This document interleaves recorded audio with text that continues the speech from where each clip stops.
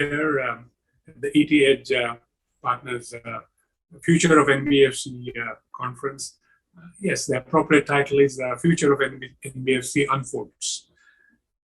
Let me share my thoughts on my journey looking at the growth of the NBFC sector over last few decades, I would say, and then very quickly jump to where we are today, because indeed several things are unfolding and the exciting journey still lies ahead.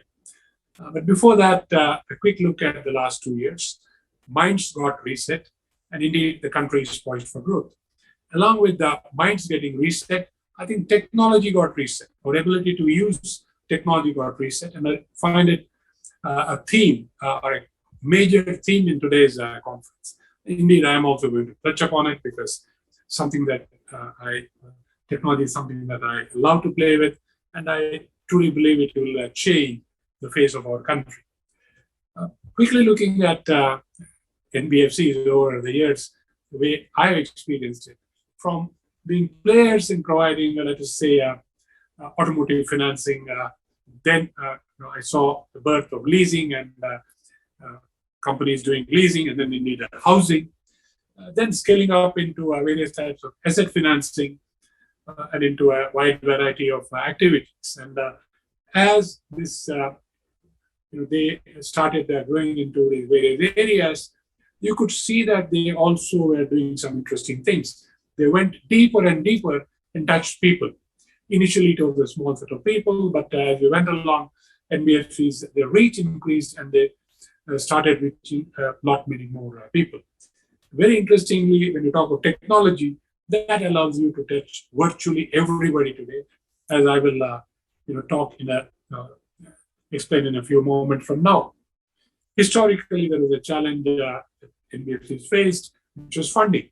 But that challenge is no longer really relevant because there are various ways in which NBFCs are finding support today. They are getting properly geared in terms of equity. They have enough equity to fund themselves and to fund the borrowings that they need to do to support their clientele, which wasn't the situation in the past. Equity was always a challenge. So if you get the equity challenge out of the way, then building blocks start in place. Similarly with the technology and so on.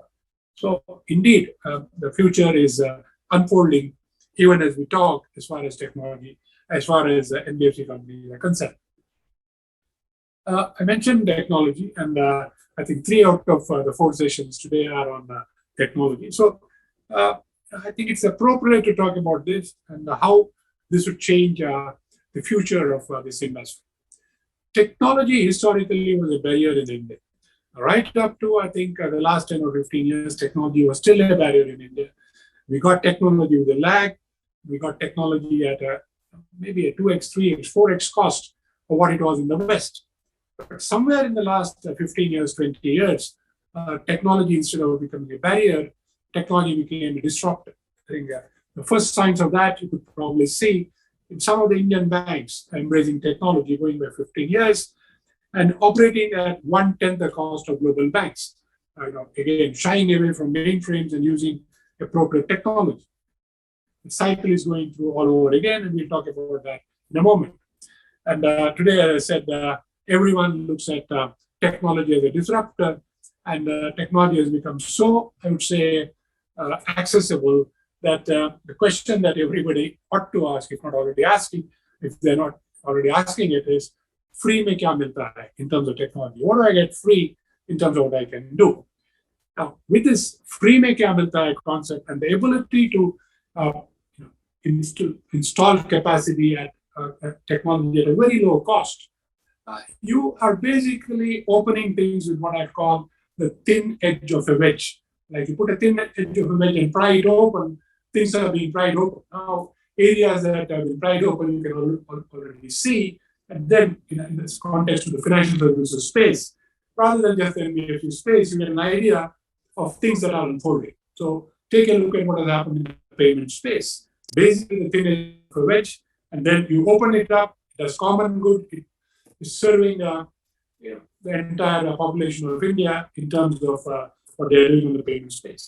Look at what is happening in the broking space. Again, the teenager, the wedge. And where will it head? It's going to expand. It is not going to be stopped here.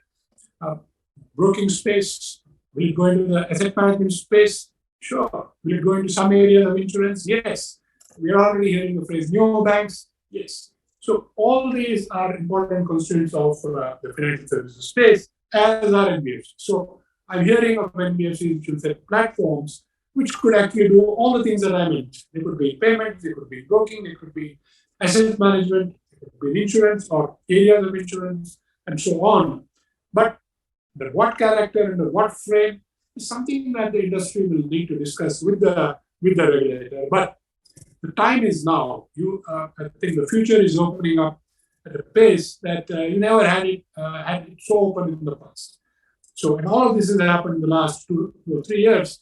The change will only accelerate. So, I call it the rise of technology and the digital super cycle, which will drive this new unfolding of the financial services space. Actually, not just the financial services space, but everything around us.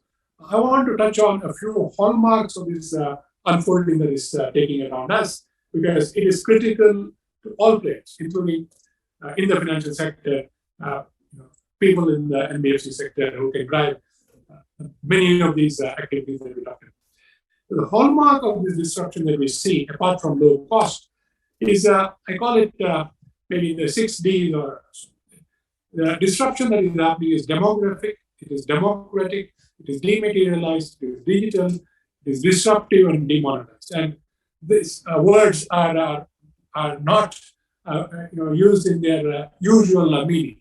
Let me explain.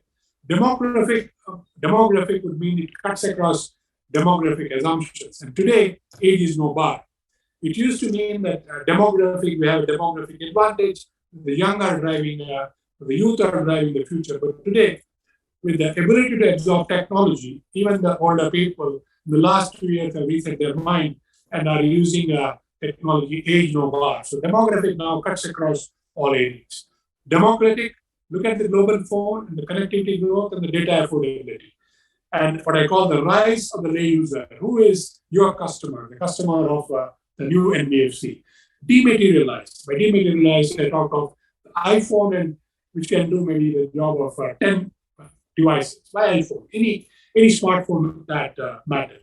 Work from home, again, a dematerialized concept. You're not sitting in office anymore, necessarily. Digital and disruptive is well understood. And demonetized, I use in the context of a Uber or an Airbnb or Amazon, or all models which are called our asset-light models. And all these play right into, I would say, to the advantage of the financial services sector, and within that, the NBFC sector. That is the new drivers of economy, the new disruptors of the economy, along with the affordable technology, is driving costs, is driving your ability to get into this business. And then, of course, encompassing this is what I would call the digital super cycle. The digital super cycle is the sum total of what you see happening in the marketplace, driven by various new players and what they're doing in the digital space. Too many sectors opening up at the same time, and so on. I'm not necessarily talking about the unicorns. Unicorns is one part of it. To me, what is more important is what is the ability of these companies to add value to the lay user using technology. And all of them, one way or another, are doing that. We quite loosely put them under the phrase platforms, but all of them are providing value in one way or other. And this is driven even more by the fact that in this story, development in terms of technology is a continuing process. It has not stalled. So let's take a look at history when we should talk about Moore's law. So the last 30, 40 years, we drove on the Moore's law, where the price performance of technology was, maybe work at a square. It was improving at a square every 2 years. Then, of course, it meant that your cost went down and performance improved. Today, in a way, the progression in that you see in AI is outstripping what you saw in Moore's law. Somebody was telling me the other day that artificial intelligence, price performance is doubling every 3.4 months. If price performance is improving at that rate, 3.4 months, over a year, just compound, and you will see that it is a 10x price performance improvement. So you can imagine what the future unfolds or holds for all of us as we go along in terms of the digital startup story. The digital startup story is important for us in two contexts, particularly for the NBFC sector. One is it is increasing your customer base, because the whole set of new customers are coming into the fold virtually every day as the digital cycle keeps pumping faster and faster. These customers, I would dare say, are more techno-savvy, are willing to embrace technology and drive along with the products that you want to provide them. And this is right into your, I would say, sphere of confidence.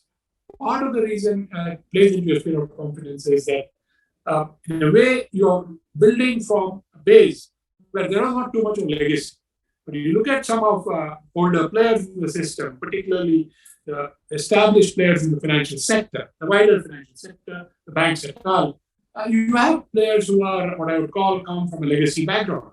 The moment you come from a legacy background, your ability to change, pivot, and do things, particularly in the technology sphere, is limited. Whereas a lot of you folks in the business that we are talking about, the NBFC sector, new ideas, new products, the ability to do things, I think gives you a unique advantage in terms of what you want to do.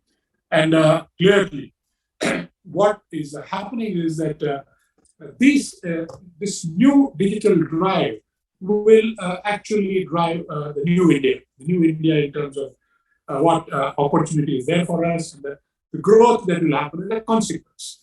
Of course, to recap, the old drivers are not going to go away. There is a whole lot of things to do with infrastructure, and the country is going at speed in these areas.